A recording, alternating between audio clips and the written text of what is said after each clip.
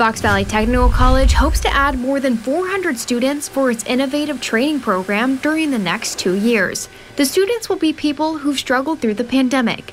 And thanks to a $6.5 million grant from the state, they'll be able to get the certifications and training they need to join a professional field. There'll be programs across our manufacturing trades, transportation, healthcare, childcare, education. We're really looking at the full gamut. FVTC President Matheny says the college, in partnership with Rawhide Youth Services and Goodwill of North Central Wisconsin, will hone in on this valuable workforce. We've designed it to be a fast-track cohort model, so we'll take a group of 12 to 15 students and put them in a particular class taught by one of our instructors. Rawhide will teach 200 FVTC staff about trauma-informed care, and the staff will act as navigators in these students' classrooms. And instead of having to take somebody out of a classroom that they get either out of control or they just have a meltdown, you have somebody right there so that they can help with it, keep them in the classroom, and keep the education and training going. Rawhide will help with trauma-informed care.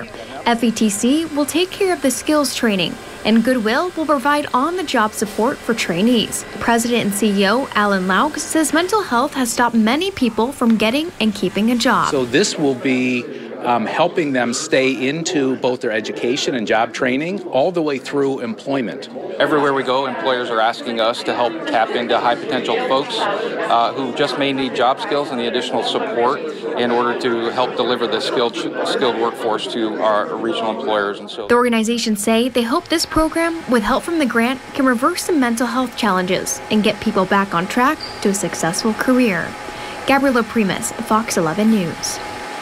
The program expects to welcome its first group of students in January.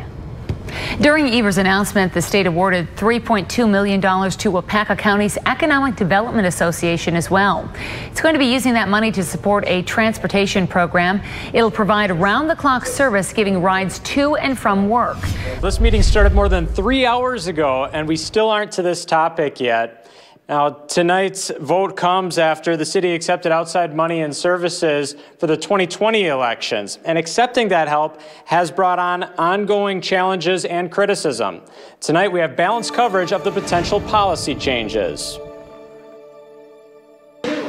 There's an effort to make sure this year's midterm elections in Greenbay won't be the same as 2020 when it comes to receiving outside help. You have to remove all outside interference in municipal elections and run things as unbiased and nonpartisan as possible. City Council President Jesse Burnett proposed a ban on soliciting or accepting election grants or resources unless they help with poll worker pay, securing polling locations, or personal protective equipment. Why not just remain status quo and take it on a case-by-case basis?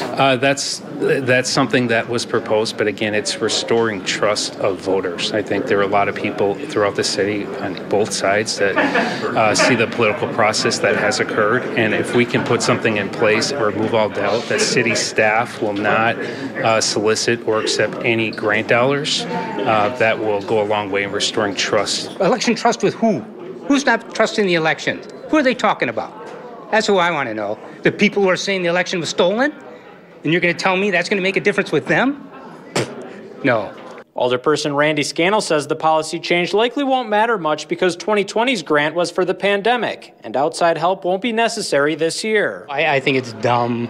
I think it's redundant, mostly because the council always has the authority, and futures of councils will have that authority. They're just going to have to jump through a hoop.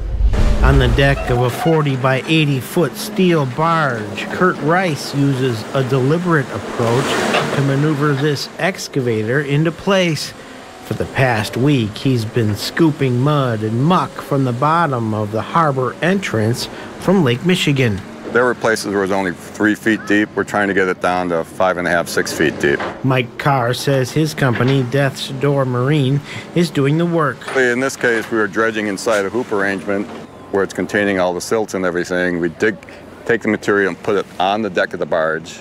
Because of shoreline currents, Town of Bailey's Harbor Chairman Don City says dredging is needed nearly every summer. The project can cost anywhere from $35,000 to $75,000 a year. That is the taxpayers' expense. City says that's not all. We cannot dredge until after June 15th of any year, and that's because of the spawning of fisheries that are spawning up until that point of time. So the DNR has regulated us. Mike Carr says protecting the natural resource versus dredging the harbor can be a difficult balancing act. We don't want to kill any fish, but the problem is this is a tourist area. The 4th of July is coming up. Bailey's Harbor has got a big celebration plan, so we've been working 7 days a week trying to get this facility open for the 4th of July. Carr says he expects dredging to finish soon because this vessel has another assignment. I have to get to Fish Creek to shoot the fireworks off my barge on Saturday, so we're on schedule. Everything should be good.